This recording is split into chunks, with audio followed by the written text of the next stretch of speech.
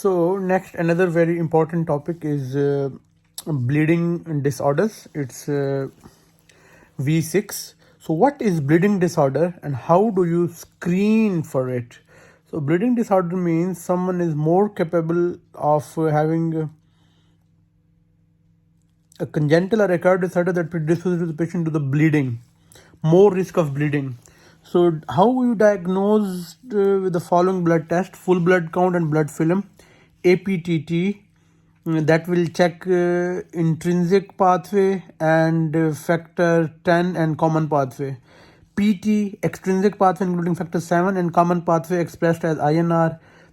TT, thrombin time, the deficiency of fibrinogen and thrombin inhibition, and coagulation factor tests like factor 8 and factor 9, and fibrin degradation products FDP levels useful in the DIC. So what are the common congenital bleeding disorders? So hemophilia A, factor 9 deficiency, patient have hematomas in the soft tissue, muscles and joints, and the treatment is factor 8 concentrate pre-op or desmopressin. Hemophilia B, it's also again X-linked recessive, it's deficiency of the factor 9, and treat with the prothrombin concentrate and factor 9. So I was quite confused about prothrombin PCC and cryoprecipitate.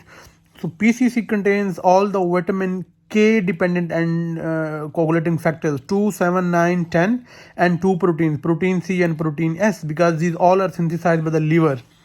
And then is the cryoprecipitate, which contains fibrinogen, factor 1, factor 8, and factor 13, and von Willebrand factor. So it's a special thing called cryoprecipitate, which has so many things: fibrinogen, von Willebrand factor, factor 8, and factor 13. So in hemophilia B, if someone patient has hemophilia B, they should have PCC or factor 9 before operation. Von Willebrand disease, again a very wide spectrum disease. That von Willebrand is a factor, they have two functions: it adheres the platelets with the sites of vascular injury, and is also a carrier of factor 8 in the plasma. So patient either have dominant or recessive disease. They can present with bleeding from mucosal bleeding, petechiae, and epistaxis, and we have to treat it with cryoprecipitate, factor 8 or desmopressin. So cryoprecipitate contains fibrinogen, von Willebrand factor, factor 13, and factor 8. So 4 things. So what are the common acquired bleeding disorders? So it depends.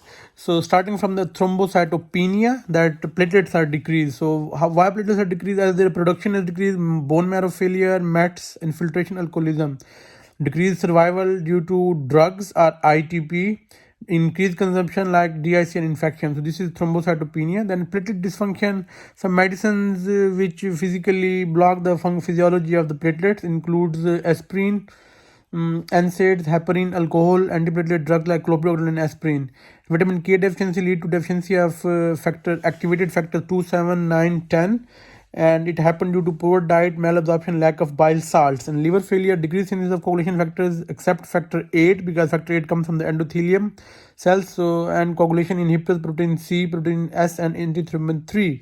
And impaired absorption and metabolism vitamin K leads toward these deficiencies.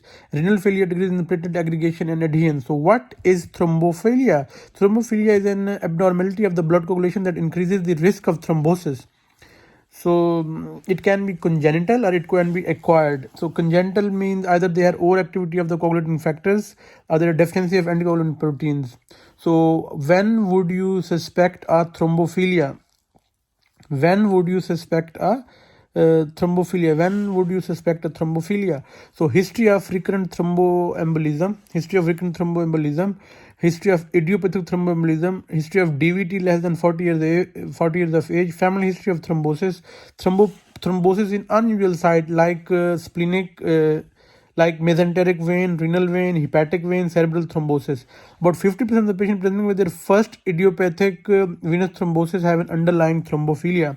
So what are the congenital thrombophilias? So again, we divide into two groups: overactivity of coagulation factors and anticoagulation deficiencies. Overactivity of coagulation factors is factor 5 Leiden deficiency and prothrombin deficiency. And what is the anticoagulant deficiency? Protein C deficiency, because of the impaired neutralization of factor 5, and protein S deficiency, impaired neutralization of factor 5, and antithrombin deficiency, impaired neutralization of factor 10, and thrombin. What are the causes of acute thrombophilia? So antiphospholipid syndrome, again I don't know the mechanism, antibodies against lupus erythematosus which make the patient more vulnerable to the clots, and myeloproliferative disorders, sickle cell disease, DIC, risk factors, advanced age, immobility, inflammation, pregnancy, oral contraceptive pills, obesity, hormonal treatment, and cancer, and procoagulants release in the cancer and pregnancy. How do you treat thrombophilia? So, if thrombophilia is acquired, treat the cause if possible. Consider primary anticoagulation prophylaxis in patients at risk. Primary prophylaxis, prolonged hospitalization, postoperatively immobilization, and patient with active cancer. And long-term prophylaxis, complex assessment of all the risk factors, liaise with the hematology colleagues. Benefits of anticoagulation must outweigh the risk of bleeding, especially in elderly patients. Thank you.